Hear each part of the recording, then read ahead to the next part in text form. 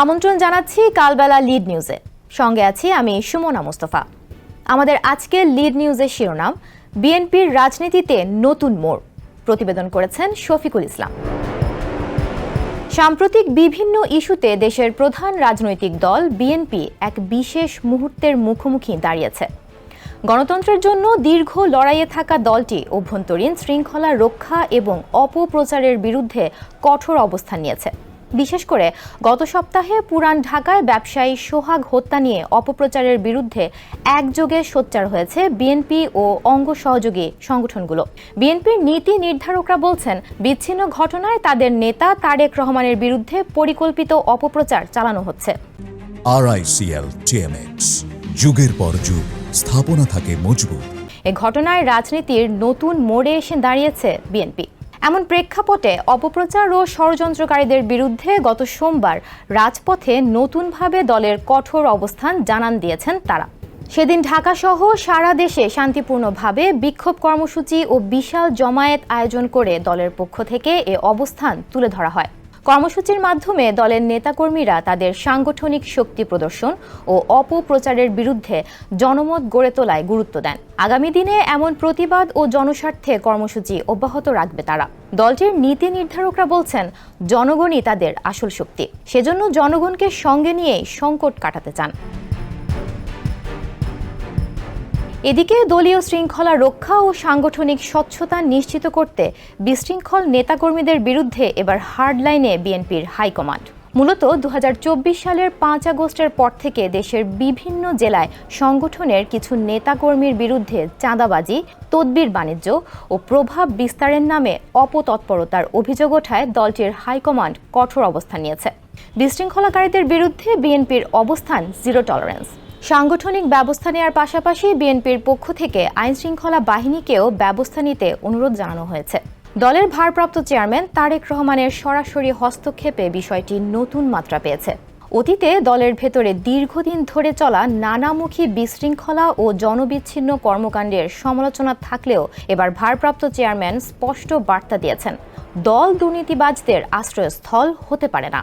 চাঁদাবাজ ও উশৃঙ্খল নেতাদের কোনো ছাড় নেই। প্রয়োজনে প্রকাশ্যে বহিষ্কার ও আইনশৃঙ্খলা বাহিনীর কাছে সোপর্দ করা হবে।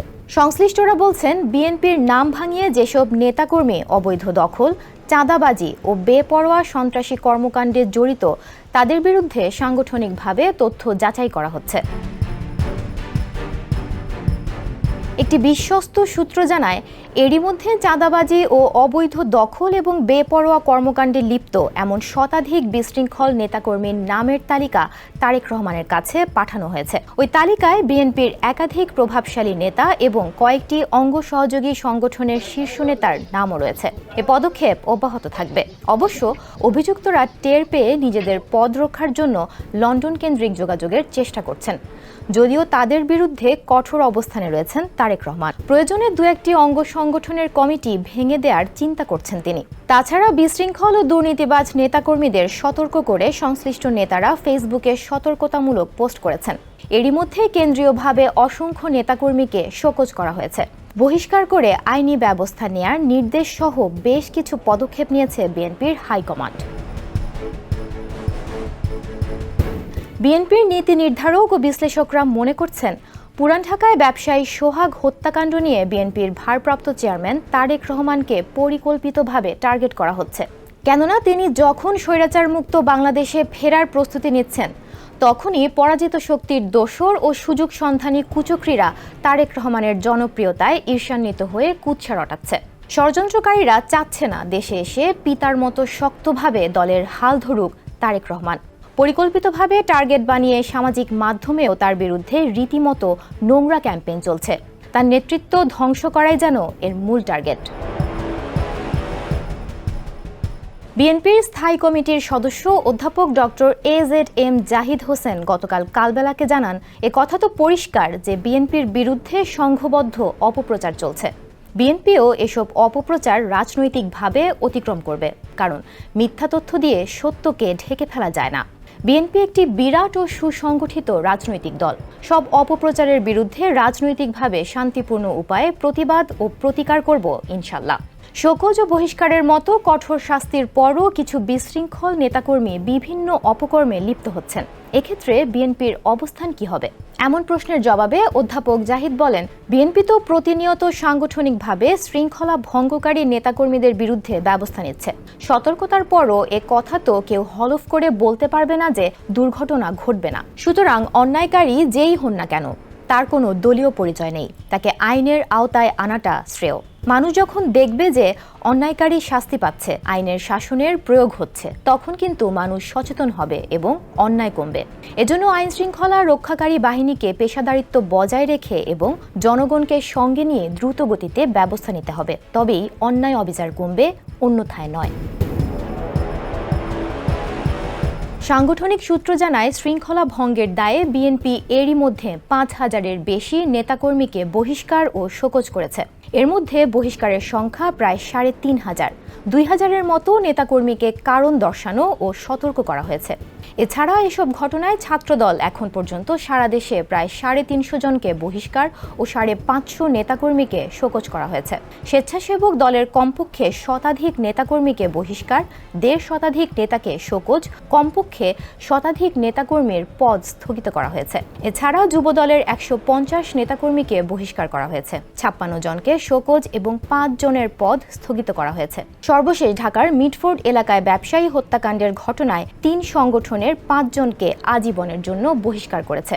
বহিষ্কৃতরা হলেন যুবদলের সাবেক কেন্দ্রীয় সহ জলবায়ু বিষয়ক সম্পাদক রজ্জব আলী পিন্টু ও ঢাকা মহানগর দক্ষিণ যুবদলের যুগ্ম আহ্বায়ক সাবাহ করিম লাকি, স্বেচ্ছাসেবক দলের কালু এবং চকবাজার থানা ছাত্রদলের সদস্য সচিব অপু দাস ও মাহমুদুল হাসান মাহিন।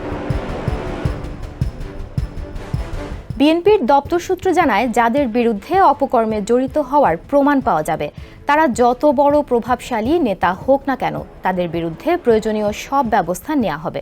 বেশ কিছু জায়গায় অপকর্মে জড়িত নেতাকর্মীদের বিরুদ্ধে বিএনপির পক্ষ থেকেই মামলা করা হয়েছে। তবে বিএনপির পক্ষ থেকে কেউ কেউ দাবি করেন, বাস্তবে ঘটনার চেয়ে দলের বিরুদ্ধে অপপ্রচার বেশি হচ্ছে, যা একটি গোষ্ঠী পরিকল্পিতভাবে করছে। বিএনপির সিনিয়র যুগ্ম মহাসচিব রুহুল কবির রিজভী কালবেলাকে জানান, রাষ্ট্রের ভেতর ও বাইরে থেকে গভীর চক্রান্ত চলছে এবং টার্গেট করা হয়েছে তারেক রহমানকে। জাতীয়তাবাদী শক্তিকে দুর্বল করার লক্ষ্যেই এসব চক্রান্ত হচ্ছে। তারেক রহমানকে নিশানা করার কারণ হলো, তিনি ১০,০০০ মাইল দূরে থেকেও দেশের গ্রামাঞ্চল থেকে শহর এবং শহরাঞ্চল থেকে জাতীয় পর্যায় পর্যন্ত মানুষকে সংগঠিত করেছেন। এজন্যই কয়েকটি রাজনৈতিক দলের যত প্রতিহিংসা। তারেক রহমান কোনো অপরাধীকে প্রশ্রয় দেননি। এখনো পর্যন্ত ৫ থেকে ৬,০০০ নেতাকর্মীর বিরুদ্ধে সাংগঠনিক ব্যবস্থা নিয়েছেন। বিএনপি বৃহৎ পরিবার, বিভিন্ন জায়গায় অনেকে বিএনপির নাম ভাঙিয়ে অপকর্মের চেষ্টা করছে। তবে এসব জানার সঙ্গে সঙ্গে ব্যবস্থা নিচ্ছেন তারেক রহমান। দলের নামে যে কেউ কোনো রকম অনৈতিক, অবৈধ, সন্ত্রাসী ও সহিংসতামূলক কর্মকাণ্ড করবে, সে রেহাই পাবে না। একই সঙ্গে কোনো উস্কানির মুখে প্রতিক্রিয়া না দেখাতে নেতাকর্মীদের প্রতি নির্দেশ দিয়েছেন তিনি। আলাপকালে বিএনপি নেতারা জানান, বিগত ফ্যাসিস্ট আওয়ামী স্বৈরাচার সরকারের আমলে যারা আওয়ামী লীগের নেতাদের সঙ্গে সখ্য রেখে ব্যবসা বাণিজ্য করেছেন, সুযোগ সুবিধা নিয়েছেন, ২০২৪ সালের ৫ আগস্ট পট পরিবর্তনের পর তারাই হঠাৎ বড় বিএনপি বনে গেছেন। দলীয় কার্যালয় থেকে শুরু করে কেন্দ্রীয় নেতাদের সঙ্গে সর্বত্রই এখন তাদের উৎপাত। এসব হাইব্রিড তথ্য নব্য বিএনপির দাপটে কোণঠাসা হয়ে পড়েছেন দীর্ঘ ১৭ বছর ধরে লড়াই সংগ্রামে থাকা ত্যাগী নেতাকর্মীরা। শুধু বিএনপি নামধারণই নয়, দখল, টেন্ডার, চাঁদাবাজি সহ জড়িয়ে পড়েছেন নানা অপকর্মে, যার দায় বহন করতে হচ্ছে বিএনপিকে। তবে কোনো কোনো ক্ষেত্রে এসব হাইব্রিড লোকজনকে বিএনপির প্রভাবশালী নেতারা প্রশ্রয় দিচ্ছেন বলে অভিযোগ উঠেছে। জানা গেছে, তারেক ও বিএনপির নীতি নির্ধারকদের কঠোরতা সত্ত্বেও দেশের বিভিন্ন স্থানে বিভিন্ন অভিযোগ উঠছে বিএনপির বেশ কিছু নেতাকর্মীর বিরুদ্ধে। এসব অভিযোগ ওঠার সঙ্গে সঙ্গেই দ্রুত তদন্ত করে কঠোর সাংগঠনিক ব্যবস্থা নিয়েছে বিএনপি। মানবাধিকার সংস্থা হিউম্যান রাইটস সাপোর্ট সোসাইটির HRSS তথ্য মতে, আধিপত্য বিস্তার, নেতৃত্বের রেষারেষি ও বিরোধ, মূল সংগঠনের সঙ্গে অঙ্গ সংগঠনের মতভিন্নতা, স্বার্থের দ্বন্দ্বে গত বছরের ৭ আগস্ট থেকে ৩০ জুন পর্যন্ত ১১ মাসে বিএনপির অন্তর্কোন্দলে ৪৭৮টি সংঘর্ষের ঘটনা ঘটেছে। এতে ৮০ জনের বেশি নেতাকর্মী নিহত ও কয়েক হাজার আহত হয়েছেন। অন্যদিকে আইন ও সালিশ কেন্দ্রের তথ্য মতে গত ১০ মাসে ৬৮ নেতাকর্মী খুন হয়েছেন। বিএনপি চেয়ারপারসনের ফরেন অ্যাফেয়ার্স অ্যাডভাইজারি কমিটির বিশেষ সহকারী বদরুল আলম চৌধুরী শিপুল কালবেলাকে বলেন, একটি চিহ্নিত পক্ষ তারেক রহমানকে নিয়ে অশ্লীল কটূক্তি ও ষড়যন্ত্র করছে। মূলত তারেক রহমানের জনপ্রিয়তার ভয় পেয়ে ও নির্বাচন ঠেকাতে চক্রান্তকারীরা পরিকল্পিতভাবে এসব করছে। তবে একটি কথা পরিষ্কার, গত 16টি বছর আমরা বহুভাবে নির্যাতন নিপীড়নের শিকার হয়েছি, কিন্তু জনগণকে সঙ্গে নিয়ে বিএনপি ফ্যাসিবাদী শক্তির পতন ঘটিয়েছে। আগামীতেও জনগণকে সঙ্গে নিয়ে অপশক্তির পতন ঘটানো হবে।